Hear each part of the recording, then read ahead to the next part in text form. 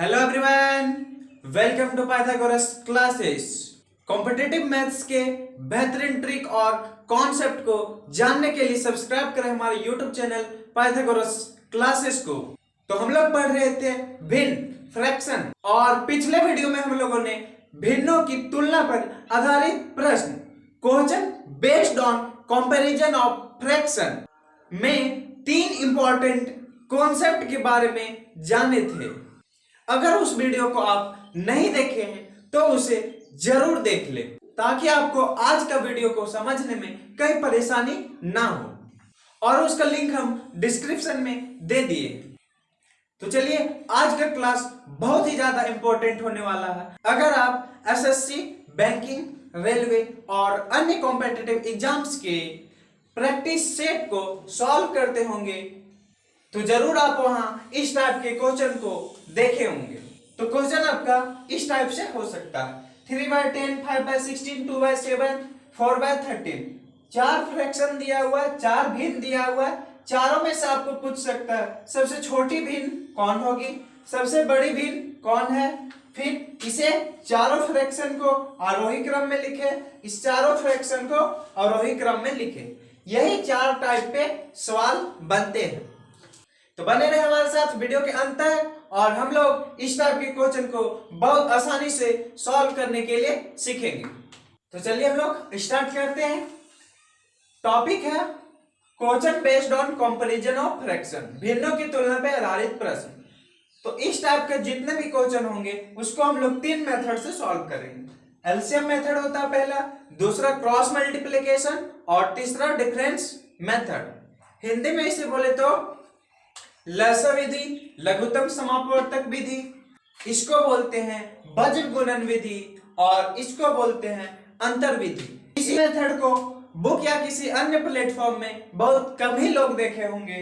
तो हम लोग सीखेंगे तीनों मेथड को, और आप लोगों के मन में सवाल होगा कि अगर एक ही मेथड से क्वेश्चन सॉल्व हो जाएंगे तो तीनों मेथड को पढ़ने की क्या आवश्यकता है। तो थोड़ी देर में ही आप समझ जाएंगे कि तीनों मेथड्स को जानना क्यों जरूरी है। तो तीनों मेथड से किस मेथड से किसी भी प्रश्न को सॉल्व करें, यह आपको प्रश्न ही बताएगी। वैसे तो आप किसी भी मेथड से इन सारे प्रश्नों का उत्तर बता सकते हैं, लेकिन हमें टाइम को सेव करना है। तो टाइम और प्रश्न को देखते हुए हमें मेथड का सिलेक्शन करना है कि किस मेथड से हम क्वेश्चन को सॉल्व करें ताकि मेरा टाइम सेव हो। तो चलिए हम लोग बारी बारी से तीनों मेथड को सीखते हैं। तो पिछले वीडियो में हम लोगों ने 3 कॉन्सेप्ट को सीखे थे, उसको थोड़ा सा हम लोग रिवाइज कर लेते हैं। इसका जो औरत पढ़ने वाला है तो देख लीजिए। कॉन्सेप्ट नंबर 1 क्या था? 3 भिन्न दिया हुआ, इसमें अगर पूछा जाए सबसे बड़ी भिन्न कौन होगी और सबसे छोटी भिन्न कौन होगी, तो इसमें कॉन्सेप्ट क्या कहता था मेरा, अगर कई भिन्नों के अंश समान हो तो क्या दिख रहा है, तीनों में 5 5 5, तो अंश समान हो गए। तो सबसे छोटी भिन्न कौन होगा, जिसका हर सबसे बड़ा हो, और सबसे बड़ी भिन्न कौन होगा, जिसका हर सबसे छोटा हो। अगर आप कॉन्सेप्ट को डिटेल से सीखना चाहते हैं तो पिछला वीडियो को जरूर देख लें। तो चलिए कॉन्सेप्ट नंबर 2, अगर इसमें सबसे बड़ी और छोटी बताना है तो क्या करेंगे। इसमें क्या कहता था, यदि कॉन्सेप्ट 2 कहता था यदि कई भिन्नों के हर समान हो, तो कई भिन्नों के हर समान हो, तीनों का हर समान हो गया, तो सबसे बड़ी भिन्न कौन होगा, जिसका अंश सबसे बड़ा हो, और सबसे छोटी भिन्न कौन होगा, जिसका अंश सबसे छोटा हो। दूसरा कॉन्सेप्ट हो गया। और तीसरा कॉन्सेप्ट, अगर इन 3 भिन्न में आपको बतलाना हो सबसे बड़ी भिन्न और सबसे छोटी भिन्न, तो इस तीसरा कॉन्सेप्ट क्या था, अगर अंश और हर का डिफरेंस, तो अंश और हर का डिफरेंस कितना है, 2 का। यहां पे कितना का डिफरेंस है, 2 का। यहां पे कितना का डिफरेंस है, 2 का। देख लीजिए 5 और 3 में 2 का डिफरेंस, 9 और 7 में 2 का डिफरेंस, यहां भी 2 का डिफरेंस। तो इसमें सबसे बड़ी भिन्न कौन होगा? जिसका अंश सबसे बड़ा होगा, और सबसे छोटी भिन्न जिसका अंश सबसे छोटा होगा।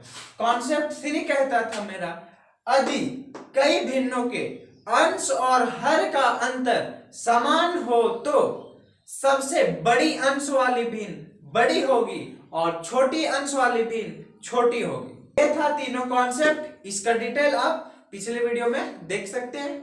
तो चलिए मेथड 1 एलसीएम मेथड, लघुत्तम समापवर्तक विधि को हम लोग जानते हैं। तो देखिए क्वेश्चन क्या बोल रहा है? 2/25 तथा 3/16 में कौन सी भिन्न बड़ी है? पूछा क्या जा रहा है? कौन सी भिन्न बड़ी है? और भिन्न क्या क्या है? 2/25 और दूसरा 3/16। इन दोनों में से बड़ी भिन्न को बतलाना है। तो चलिए कॉन्सेप्ट 1 और 2 को याद कीजिए। तो कॉन्सेप्ट 1 क्या कहता था? यदि दोनों भिन्न का अगर अंश समान हो, तो अंश तो समान दिख नहीं रहा, तो कॉन्सेप्ट 1 काम नहीं करेगा। कॉन्सेप्ट 2 कहता था यदि कई भिन्नों के हर समान हो, तो हर भी समान नहीं दिख रहा है, तो ना कॉन्सेप्ट 1 लगेगा ना कॉन्सेप्ट 2। अब हम गौर करेंगे, अंश पे जो संख्याएं उपस्थित है उन दोनों का एलसीएम निकालना ज्यादा इजी होगा, या फिर हर पे जो दोनों संख्याएं हैं उसका एलसीएम निकालना ज्यादा इजी होगा? तो ज्यादा इजी किसका एलसीएम निकालना होगा? देखिए यहाँ पे 2 और 3 है, तो इसका एलसीएम सीधा सीधी क्या हो जाएगा? 6। और यहाँ पे एलसीएम निकालना डिफिकल्ट है, तो ऊपर वाला का एलसीएम निकल गया 6।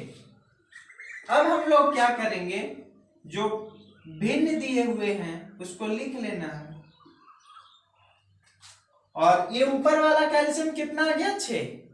अब हमको ये 2 को ट्रांसफॉर्म करके 6 बनाना है, 3 को भी ट्रांसफॉर्म करके 6 बनाना है। तो 6 बनाने के लिए क्या करना पड़ेगा? हमको 3 से मल्टीप्लाई करना पड़ेगा। अब देखिए 3 से अगर ऊपर में मल्टीप्लाई किए तो नीचे में भी तो मल्टीप्लाई करना पड़ेगा। सेम उसी प्रकार 3 को 6 बनाना है तो इसको 2 से मल्टीप्लाई करेंगे। अब ऊपर में मल्टीप्लाई किए तो नीचे में करेंगे, फिर से अगर कैंसिल हो जाएगा तो यही चीज ना हो जाएगा। अब यहाँ पे क्या हो जाएगा? मल्टीप्लाई करेंगे तो 6 और 25 को 3 से करेंगे तो 75। ये क्या हो जाएगा? 6 16 दूना 32। अब आप आसानी से बता सकते हैं कि कौन सा भिन्न बड़ी भिन्न है। तो बताइए, कॉन्सेप्ट 1 को याद कीजिए। यदि दोनों भिन्नों के अंश समान है तो अंश दिख गया समान। अब क्या होगा? बड़ी भिन्न बतलाना है, तो बड़ी भिन्न कौन होगा? जिसका हर छोटा होगा। तो ये किससे बना है? 3/16 से। इसीलिए बड़ी भिन्न में कौन हो जाएगा? बड़ी भिन्न इक्वल टू 3/16। तो समझ गए आप एलसीएम मेथड को? एलसीएम वही संख्याओं का लेना है जिसका इजी हो।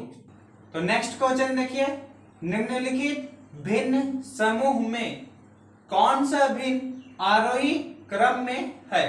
तो क्वेश्चन देख लिया आप लोग। तो भिन्न आपका क्या क्या है? 5/8, 13/16, 7/12, 19/24।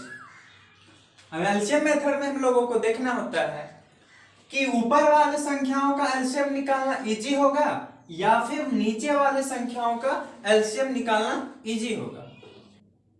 तो देखने से ही पता चल रहा है नीचे में जो संख्याएं हैं उनका एलसीएम निकालना इजी है। 8, 16, 12 और 24, तो इन सभी का एलसीएम निकालना है। 4 से सभी डिविजिबल है तो 4 से ही हम लोग दे देते हैं भाग। तो 2, 4, 3, 6, फिर 2 से देंगे तो 1, फिर 2, 3, 3, फिर 3 से देंगे तो 1, 2, 1, 1। तो एलसीएम निकालेंगे तो क्या हो जाएगा? 4 दूनी 8, 8 को 3 से करेंगे तो 24, फिर 2 से करेंगे तो 48। अब क्या करेंगे? नीचे में जो संख्याएं हैं उसको 48 बनाना है। 5/8 है तो नीचे वाला को क्या बनाना 48, तो 6 से मल्टीप्लाई करना पड़ेगा। तो नीचे 6 से किए तो ऊपर भी 6 से। फिर पहले से क्या है 13 बाई 16, इसको बनाना 48, तो 3 से मल्टीप्लाई करेंगे नीचे तो ऊपर भी 3 से। फिर 7/12 है, इसको बनाना है हमको 48, तो 4 से मल्टीप्लाई करेंगे नीचे में तो ऊपर में भी 4 से। और यहाँ 24 है, इसको बनाना है 48, तो 2 से मल्टीप्लाई करना पड़ेगा ऊपर में भी 2 से। तो क्या हो जाएगा देखिए तो 30 हो जाएगा। यहाँ पे क्या होगा 13 39 हो जाएगा। यहाँ पे क्या हो जाएगा 28 हो जाएगा। यहाँ पे क्या होगा 19 दूना 38, सबके नीचे क्या आ गया 48।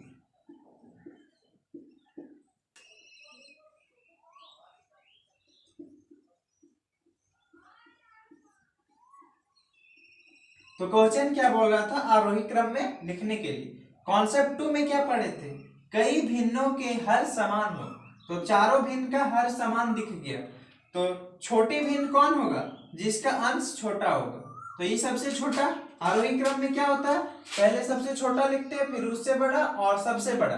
तो सबसे छोटा कौन हो जाएगा 28/48, ये किससे बना है 7/12 से। उसके बाद इससे बड़ा लिखना है तो क्या हो जाएगा 30/48, किससे बनना 5/8 से। उसके बाद क्या आएगा 38/48, ये किससे बनना है 19/24 से। फिर सबसे बड़ा कौन हो जाएगा 39/48, ये किससे बना है 13/16 से। तो देखिए यही हो गया आरोही क्रम में कौन सा ऑप्शन, ऑप्शन नंबर सी।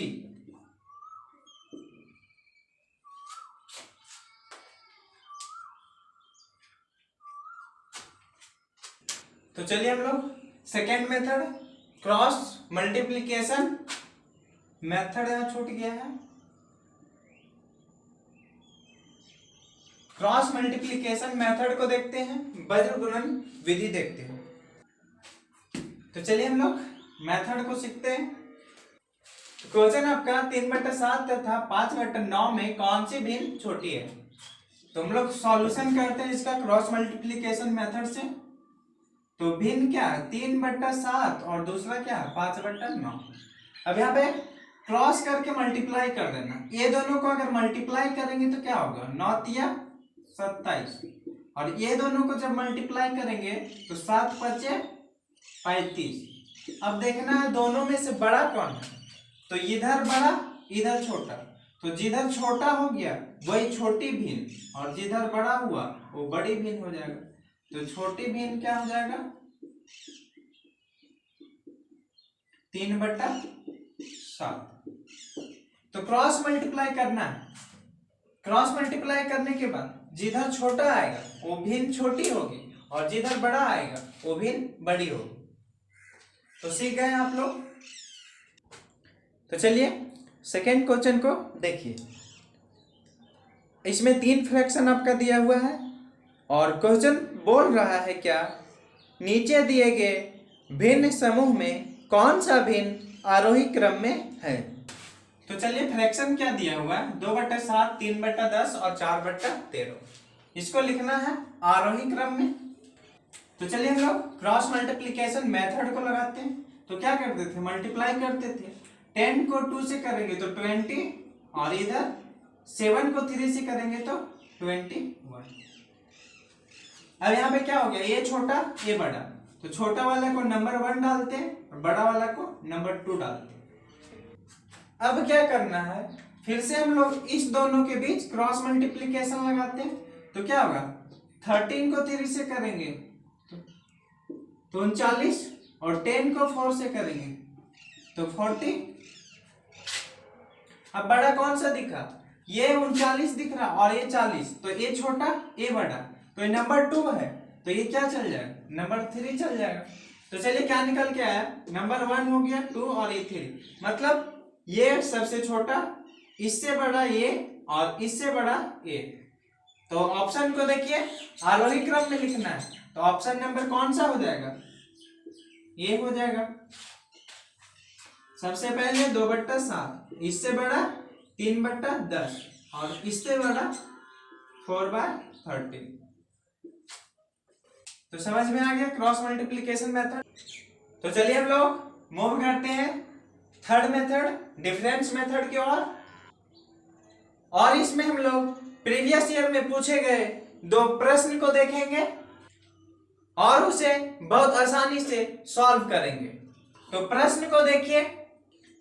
प्रश्न बोल रहा है कौन सा भिन्न आरोही क्रम में है।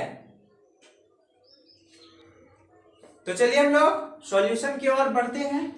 यही सब 5 आपके फ्रैक्शन हैं, तो इन्हें आरोही क्रम में हमें लिखना है। तो क्या करेंगे, सभी के अंश को पहले हम लोग लिख लेते हैं। सभी भिन्न का अंश को लिख लेना।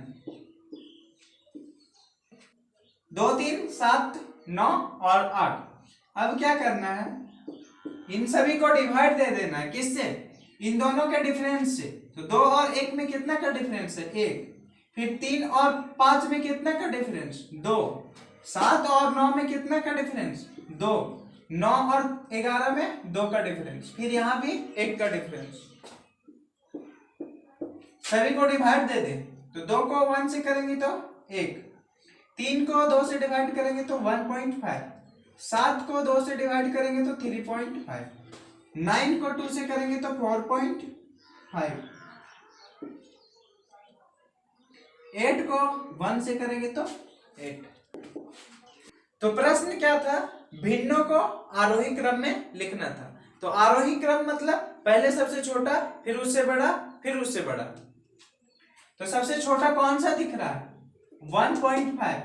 ये कौन सा भिन्न से बना है, 3/5 से। तो सबसे फर्स्ट में आ जाएगा 3/5। उसके बाद 1.5 से बड़ा 2, ये किससे बना है, 2/3 से। उसके बाद फिर 3.5, ये किससे बना है, 7/9 से। 7/9 से। 3.5 से बड़ा 4.5, ये किससे बना है, 9/11 से। फिर क्या हो गया, सबसे बड़ा 8, ये किससे बना, 8/9 से। तो यही आपका सॉल्यूशन हो गया, ऑप्शन नंबर 2।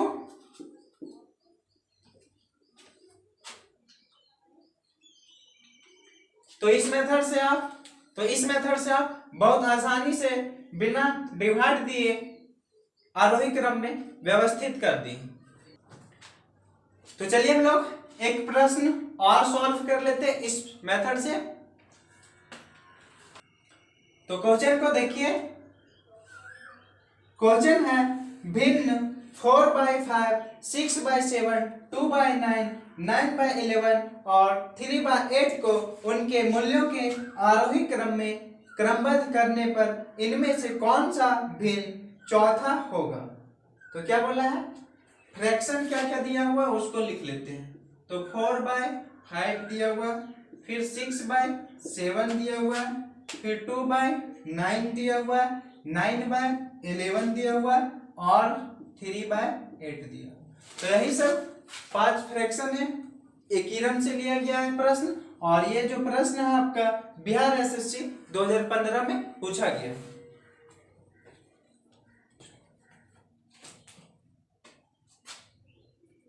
तो चलिए हम लोग सॉल्यूशन को देखते हैं।